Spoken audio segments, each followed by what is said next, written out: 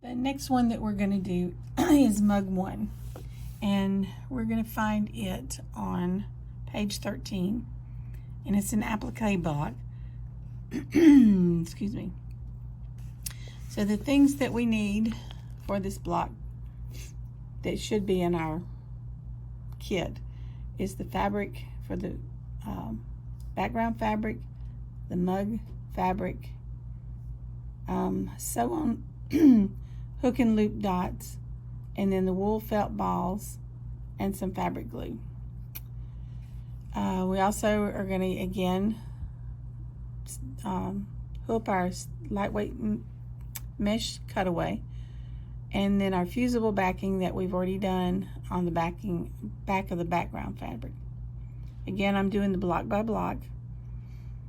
If you want to do traditional hooping methods, then you come down and you follow these instructions here. All right, so the first thing that we're going to do, well, our colors that we're going to use, as you can see in, if I can get it right, there's a little light gray is on the outside of the mug. There is a dark, I'm using a black on the rim of the mug, and then on the inside there's a field that's brown for the hot chocolate that's in there. All right, so we're going to move this away, and we're going to bring up our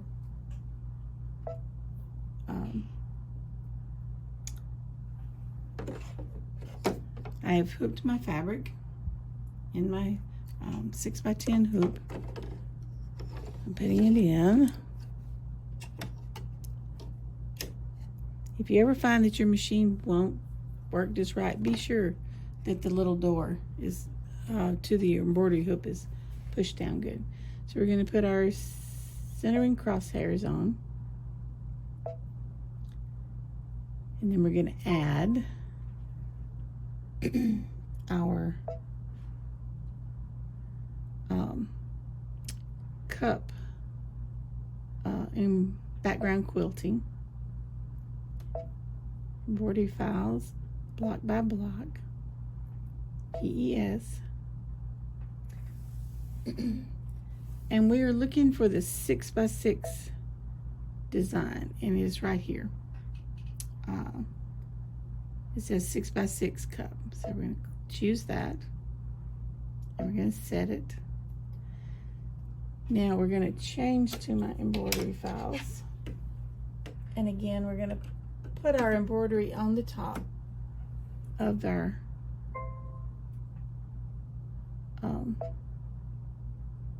all the other things that we've just put in. So we're looking at applique blocks, and on the applique box we're going to find the cup, and the cup is actually day 2, so we're going to set that. So that's what our embroidery is going to look like. So we are ready, and it's telling me to change to I turned it off, so hang on, let me be sure I have the right size in there.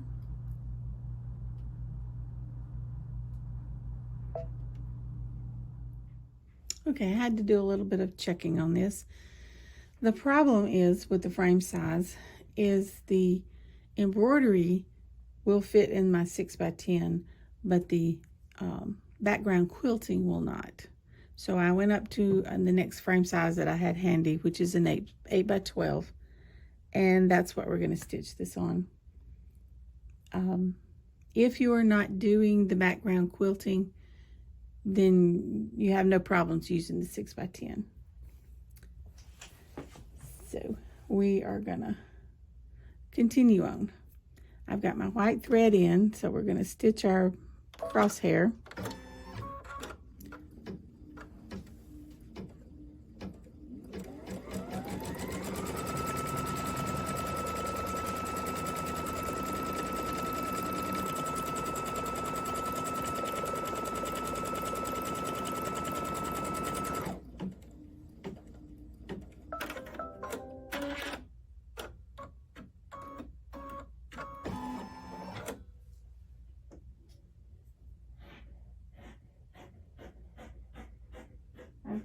my quilt batting.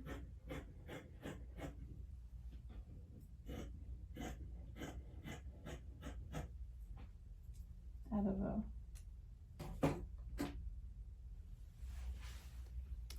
piece of scrap. Doesn't quite cover everything, but the edges is not what I'm worried about quilting on. So I'm going to put this in the center.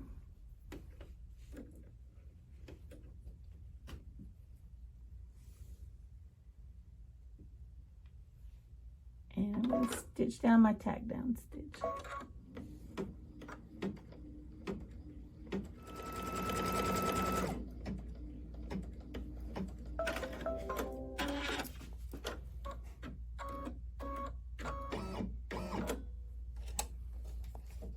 Trim up to my tack down line. What you want to do when you're trimming is to be very careful never to push up on the center of what you're trimming on, because that will cause it to get your embroidery to get out of line, and it's really hard to get it back in line once it's out. Okay, I've got it trimmed. I'll put my hook back in.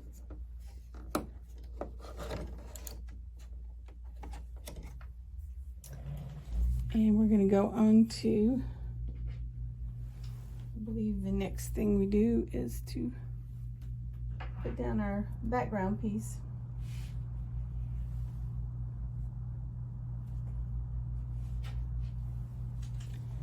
Kind of have it centered over. And I'm using the little notches in the frame.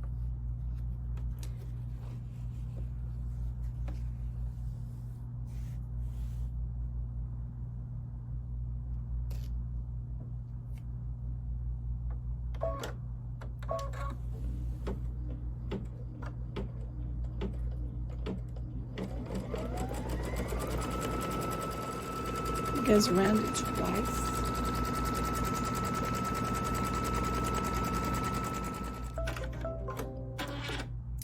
Next thing is for our 1/4 inch line that goes on the outside of the block.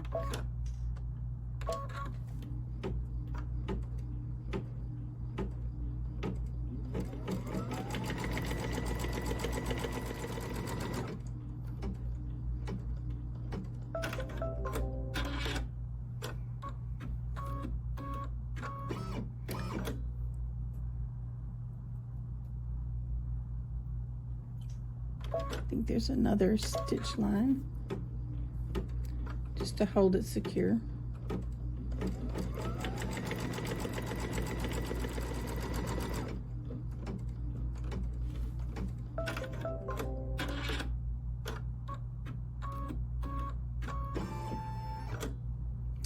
Now we're going to do our background quilting, and I'm going to do it in white.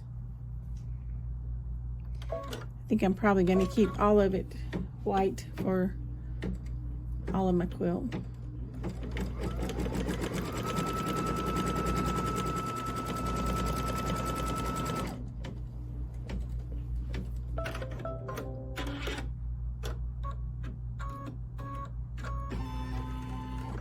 Okay, so the next thing we're going to do is do our placement line for our cup. Now we need our mug fabric. That's the gray dot square, and it is 5-inch square. So let's stitch our placement line.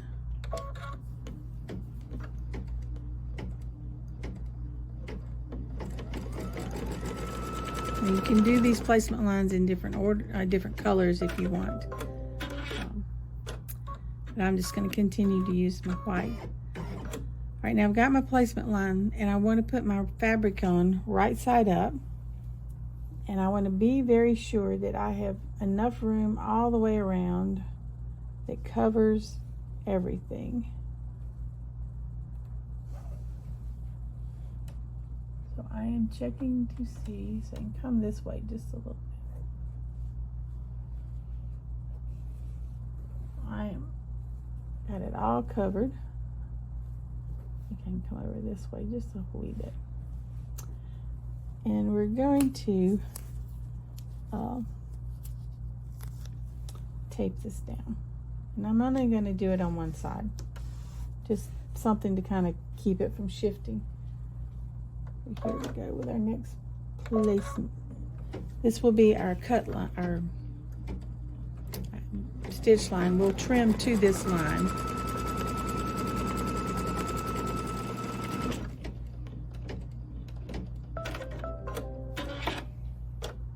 I'm going to take our tape off, I think. And I'm going to stick it on my table here because we can use that one again. So I'm going to pull this off and we're going to trim this close. Okay. And we'll put my hook back in. I'm going to change colors because I want to do my outline in a light gray.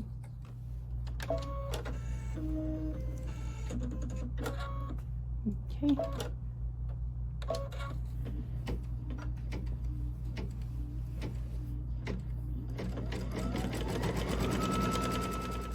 Okay, our mug is, first part of our mug is stitched out.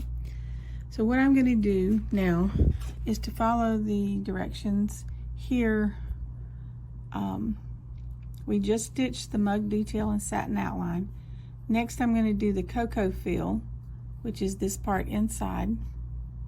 And then we're going to stitch the mug rim detail. And then we're going to stitch the advent number. And I'm going to go ahead and stitch those, and I'll come back when we get to number 7 and we'll do the hook and loop placement lines, and we'll do that together. Okay, we're back and I've got my embroidery done. And the next thing that we're going to do, if you can see on the layout up here, is the 3 little placement lines for our hook and loop. What we are gonna do is stitch these. It always goes backward. These the loopy side, the little loopy side to these little. These are going to be stitched onto the hot chocolate, and these are going to be our marshmallows, and this will just stick to it. Well, they're little wool balls that will stick to it, and that's what you're going to put on day 3. So let's go ahead, and I've changed back to my white thread. I had the red thread on it that did the number 2. So let's go ahead and stitch our placement lines.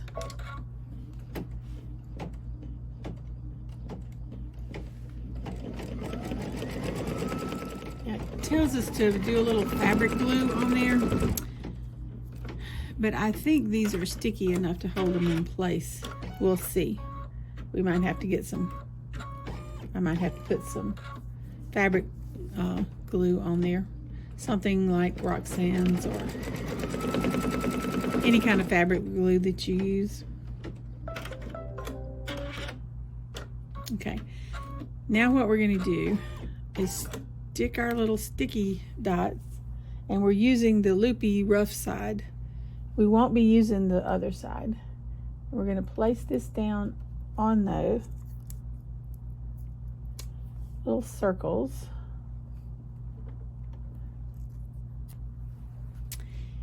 And then we're going to stitch our there's going to be a little star looking thing that stitches it all down so it holds it in place. Make sure that's really down good. And let's see what it does.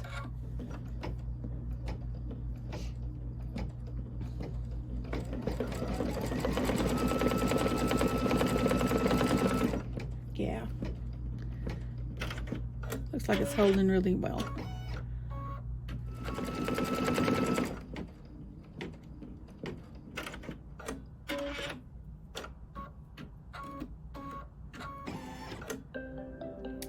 And we are finished embroidering that block. Take out of the hook. And we will trim off that little piece that's up.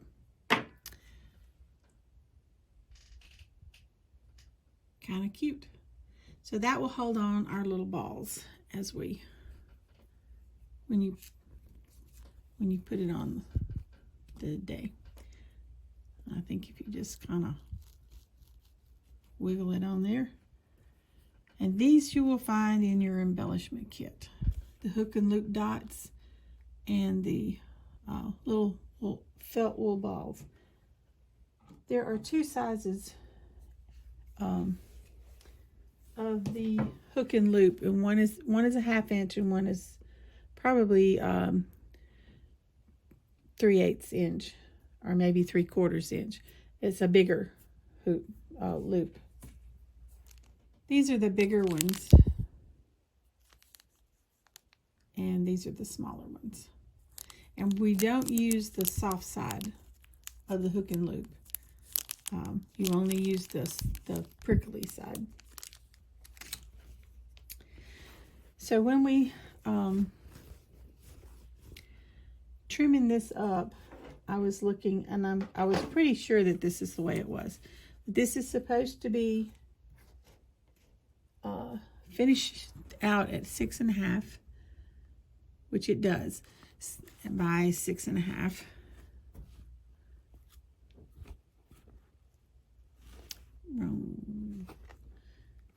Yep. So this outside line is going to be your trim line, and this inside line will be your stitch line when you sew all the blocks together. And our little steam piece will go in the section 1 when we sew them all together. It will be in just above our cup up here. We will stitch those together. So it'll be like steam is coming out of our hot cocoa cup. All right, we're going to end this section of videos. That at least will get you started. I'll have you another one by tomorrow of the second half of this, and then in 2 weeks time I will do another 2 videos. These are really easy to do and quicker. I think you've done the hard part of gathering all the materials, cutting them, preparing them. I think with anything, the prep is what's the hardest thing, or takes the most time to do. The embroidery part doesn't take that much time, and it's kind of fun to watch. I love sitting and watching embroidery happen. Okay, well, I will catch you on the next video with some more projects that we can finish up for this section 1 that we're doing. See you later.